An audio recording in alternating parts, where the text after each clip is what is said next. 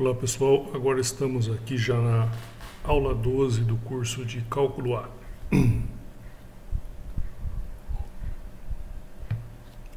Vamos começar lembrando um resultado bastante importante para a gente e a partir dele desenvolveremos o tema aí de máximos e mínimos, agora um pouco além com o uso de derivadas.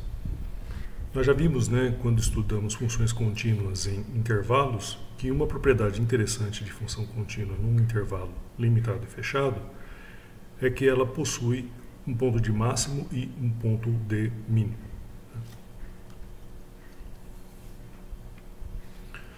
E esses valores atingidos de f no ponto de mínimo é chamado valor mínimo da função no intervalo, e f calculado no ponto de máximo é chamado de valor máximo da f no intervalo. Então, você vê que o teorema de Weierstrass, mesmo que tivéssemos feito uma demonstração dele, mesmo a demonstração não nos ajudaria a responder essa pergunta: como encontramos esses pontos de máximo e mínimo mencionados no teorema de Weierstrass? Então, mas antes assim, a gente tem que falar de alguns nomes, porque tem certas distinções entre os objetos. Um ponto é chamado de ponto de máximo local da função f se existe um R, ou seja, uma vizinhançazinha ali maior do que uma vizinhança desse ponto C, de modo que vale essa desigualdade, que f de x é menor ou igual a f de c para todo x nessa vizinhançazinha ali em torno do ponto C. É um intervalinho C que vai de C menos R até C mais R. Um ponto D é de mínimo local se também tem um R positivo, tal que para pontos nessa vizinhança do ponto D, f calculado em D é menor ou igual a f de x para todo x aí na vizinhança. E C é ponto de máximo, alguns se referem a isso como ponto de máximo global, porque ele já não é mais local, ele vale para todo o intervalo onde você está analisando a função. Ele é ponto de máximo para f em AB, se a desigualdade M vale agora para todo x em AB, M maiúsculo. E ele é de mínimo, também novamente vale o termo mínimo global aqui, para f no intervalo AB, se vale a desigualdade M minúsculo para todo x no intervalo. Lá na aula 8, página 9, nós vimos que se x0 é um ponto de máximo ou mínimo local, lá a gente não possui essa linguagem máximo e mínimo local. Mas agora, se você ler novamente o resultado que eu estou indicando, você vai notar que já algo já foi falado a respeito disso, mesmo ainda não eu não ter dado o nome de máximo e mínimo local naquela ocasião. E f derivável em x0, então todas essas condições, então a derivada da função no ponto x0 é zero. Essa é uma condição bastante interessante. Por quê? Veja só. Vamos resumir isso aqui na proposição. Se x0 está no interior do domínio de f, ou seja, você pode colocar um intervalinho aberto em torno de x0, e esse intervalinho aberto está lá no domínio da sua função, e f é derivável em x0, então a gente tem o quê? Que a derivada de f em x0 é zero, é uma condição necessária para x0 ser um extremante local. Tá? Mais um termo novo aqui, Extremante local significa ser de máximo ou mínimo locais. Tá? Mas isso aqui já não preciso fazer, a proposição já está demonstrada desde aquela aula 8. Tá? Exemplo. Aqui só vamos tomar um cuidadozinho. Esse exemplo aqui eu falei que é uma condição necessária, então eu preciso mostrar para vocês uma situação onde a condição é satisfeita, mas a gente acaba não localizando nada de máximo e mínimo. Esse exemplo é bem clássico. Pega a função de menos 1 a 1, que leva x em x ao cubo. Então você tem que a derivada dessa função no zero é zero, embora o zero não seja extremamente local, ele não é nem de máximo nem de mínimo. Tá? Então, aí isso daí já dá uma certa... Você fala assim, poxa vida, o que está acontecendo aqui, né? Vamos ver como é que a gente vai usar essa proposição, tá bom? Primeiro, temos que ainda ressaltar o que ela não alcança. Respostas: pontos onde a função não é derivável e extremos do intervalo, tá? Então, é preciso que o ponto ele esteja no interior do intervalo. Por isso que essa proposição não alcança os extremos do intervalo, os pontos A e B. E pontos onde f não é derivável. Bom, isso já é um pouquinho mais fácil, porque você vai falar de derivada da função no ponto. Se não tem derivada naquele ponto, nem faz sentido tentar dizer que essa derivada é zero, tá bom? Fica até meio esquisito explicar, mas é assim mesmo. Agora, e para determinar o máximo e mínimo valor da função, o que a gente precisa fazer? A gente precisa fazer a seguinte listinha. Aí sim que a coisa fica legal. Todos os pontos onde a derivada se anula. A esses eu dou o nome de pontos críticos, tá bom? Porque essa foi a condição necessária quando já lá mencionada na proposição, né? Se é extremamente local, então a derivada, se ele possui derivada ali no ponto e o ponto for um ponto interior, a derivada vai se anular nele. E aí você também tem que juntar aqueles casos onde a proposição não alcança, que são os extremos do intervalo e pontos onde a derivada não existe. Depois que você fez essa lista, espero que boa parte das vezes seja uma lista pequena, são 3 listas que se juntam numa só, né? Você vai ter que comparar os valores de f nesses pontos, tá bom? Então, só para não ficar muito assim no ar, como é de costume, vamos fazer algum exemplo, tá bom? Então vamos pegar aqui, ó. Determine o máximo e o mínimo dessa função x² menos x², mas quando tomando x aqui no intervalo de 0 até 2. Então vamos fazer a nossa listinha e já ir calculando nos pontos da nossa listinha. Os extremos do intervalo são os pontos 0 e 2. Quanto que vale a f no 0? 0. No 2, 4. Tá? Espero não ter errado conta. Quem são os pontos críticos? Ou seja, onde a derivada é 0. A derivada é 0, sem somente c vale isso. Ou seja, se x é igual a 0 ou x igual a 1/3. No 0 já não precisa fazer, né? Mas, embora não seja também ponto interior, né? O mais interessante é 1/3 aqui. No 0 não precisa fazer porque a gente já tratou dele quando falamos dos extremos do intervalo, né? Ele é um dos extremos do intervalo. Então aqui, ó, a f de 1/3 é 1/27 menos 1/9, que dá menos 2/27, certo? Pontos onde a f' não existe. Esse conjunto é vazio para a função que estamos considerando desse exemplo, tá? Daí, como eu disse, a última etapa é comparar os valores. Você viu que a nossa lista tem poucos pontos, são 3, né? 1/3, f de 1/3 deu menos 2/27, que é menor do que 0, que é f de 0, que é menor do que 4, que é f de 2.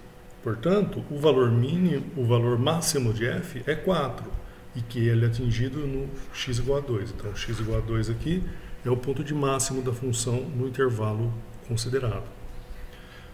O valor mínimo é menos 2/27, que foi atingido no x igual a 1/3. X igual a 1/3 é ponto de mínimo da função no intervalo. Tá bom? Então, é isso, né? Outro exemplo. Determine o valor máximo e o valor mínimo dessa função aqui no intervalo menos 1 até 2. Tá bom? Eu vou seguir o mesmo procedimento, mas aqui é para... Esse exemplo ele tem uma particularidade que eu queria... que o outro exemplo não era possível de descrever no outro exemplo. Vamos ver o que é isso. Primeiro, pontos críticos. Essa função não tem pontos críticos. Ela não tem pontos onde a derivada dá 0. Tá? Ponto onde não existe a derivada, no x igual a 0. Lembra?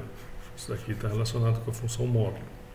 Qualquer coisa, vai lá, faça a demonstração que essa daqui não tem derivada no ponto 0. Se isso não for claro para você, você pode fazer uma conta rapidinho, tá bom? Bom, obtido esse x igual a 0, já vamos deixar calculado o valor da f nele, porque depois usaremos ele para as comparações.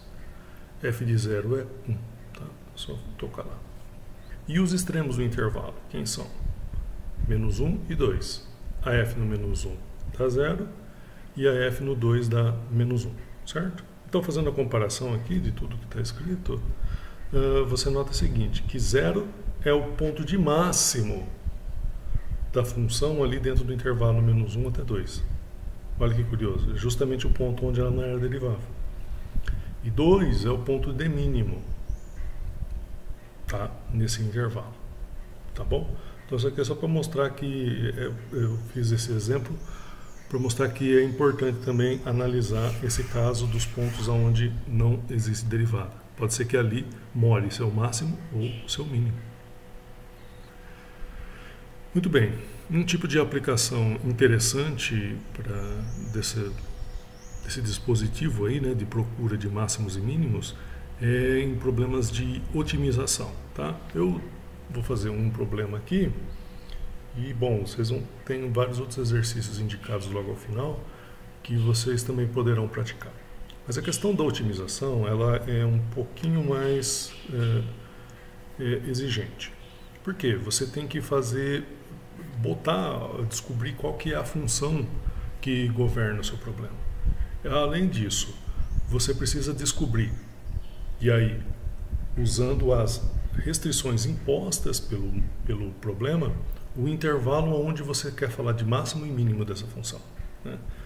Então, essa modelagem ela exige a descoberta, né, a identificação da função de uma variável envolvida no problema e, além disso, a escolha adequada, e aí sujeita à natureza do problema, do intervalo onde você vai considerar os máximos e mínimos da sua função, certo? Então, eventualmente, a sua função ela vai estar definida para um intervalo maior, né? Ela faz sentido para muito mais coisas. Só que no problema de otimização, ele vai fazer uma restrição nesse intervalo onde a sua função está definida, tá? Tá bom, depois de todo esse comentário, vamos ver um exemplo aqui, tá? Então, nós temos esse resultadinho, esse exemplo que eu tirei do livro do Thomas. Um retângulo deve ser inscrito numa semicircunferência de raio 2. E aí com um dos lados no diâmetro da circunferência, tá? Então eu vou apoiar um dos lados no diâmetro da circunferência. A pergunta que se faz, as perguntas melhor dizendo, qual é a maior área que pode ter esse retângulo? Ou seja, você quer inscrever, né, esse retângulo, mas você quer aquele que tem maior área possível. Quais são as dimensões desse retângulo, ou seja, base e altura, tá? Então tá bom, então vamos lá. Eu fiz aqui esse desenho, né? Quando você inscreve o retângulo aqui, você vê que eu apoiei aqui a base dele no diâmetro. Quando você inscreve, você está dizendo que esse vértice dele aqui mora sobre a circunferência, certo? Então você mede x aqui a partir do ponto médio da base e levanta até o gráfico da sua função, tá? Isso vai passar pelo ponto de coordenadas x, raiz quadrada de 4 menos x ao quadrado, tá? Para morar em cima da circunferência esse vértice, certo? O outro ponto aqui você pode falar, e esse outro aqui? Esse daqui ele está na mesma altura e com o oposto de x, tá? Isso é uma questão de simetria do retângulo, nem preciso falar dele, ok? Bom, feito isso, a gente tem identificados quem são a base e a altura dele, né? Então, a base dele, ele tem uma base de comprimento 2x. Você viu que eu peguei x aqui a partir da metade da base. E a altura dele, conforme vimos aqui ao tocar o gráfico, botar esse vértice aqui no gráfico, na circunferência, a altura dele é raiz quadrada de 4 menos x ao quadrado, tá bom? Aqui o x ele está restrito, o tamanho mínimo dele é 0 e o tamanho máximo é 2, tá? Por quê? Pelas dimensões, o 2 pela dimensão da sua semicircunferência. E o 0, né? Porque, poxa, não faz sentido você falar de x negativo, porque x é um comprimento, tá bom? Então, tá vendo? É isso que eu falei da restrição que o problema impõe. Restrição sobre o intervalo, tá? Onde você vai considerar a sua função. Então, a nossa função área é essa daqui. Então, aí, ó, agora identificamos também, eu já ia me esquecendo, quem que é a função que a gente tem que maximizar, no caso aqui, descobrir o máximo. Essa função, 2x vezes raiz quadrada de 4 menos x ao quadrado. Em que intervalo? No intervalo de 0 a 2. Bom, aí vamos proceder à análise conforme indicado, daquela listinha de pontos. Os extremos do intervalo são 0 e 2. A de 0 e A de 2 dão ambas iguais a 0, tá? Faz a conta lá, você vai ver que é isso mesmo, tá? Eu não me estendi nisso porque nesse caso é fácil. Pontos onde a f não é derivável, no ponto 2, tá? Mais uma coisa que você pode verificar. Pontos críticos, aqui que fica mais legal, onde a derivada é 0. Isso aqui é 0, C somente C, aí eu fiz o cálculo da derivada aqui, né? Igualando ela a 0 e resolvi o negócio e cheguei nesse cara daqui, de x igual a mais ou menos raiz de 2, tá? Então, nesse caso, eu descarto o menos raiz de 2, por quê? Pois ele não está no meu intervalo, no intervalo que nos interessa para esse modelo. O intervalo que nos interessa para esse modelo vai de 0 até 2. Então, só vou tratar, portanto, do valor da A em raiz quadrada de 2. Então, A de raiz quadrada de 2, você bota lá na expressão da A, dá 2 raiz de 2, raiz dessa coisa toda, aquelas coisas que você consegue acompanhar rapidamente, então vai dar 4. E aqui eu destaquei também que o outro não está no intervalo, né?